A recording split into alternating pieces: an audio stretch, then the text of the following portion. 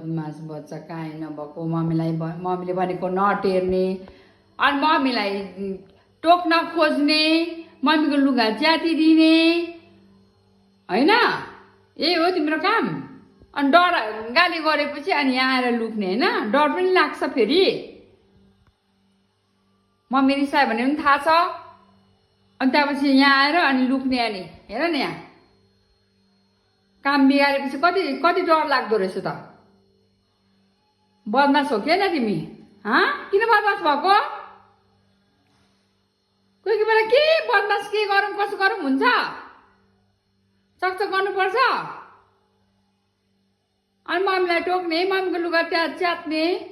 कसले सिकायो तिमीलाई यस्तो कुराहरू बदमास बच्चा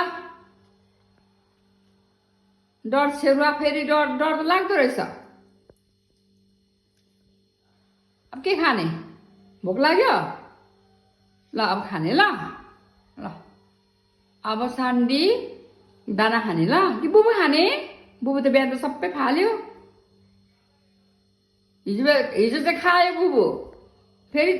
खान्छ होला भनेर बिहान दिएको बिहान चाहिँ नखाने सबै बुबु फाल्यो मासु भएपछि गम गम गम गम खाने मासु चाहिँ खान मन लाग्ने जति दिए पनि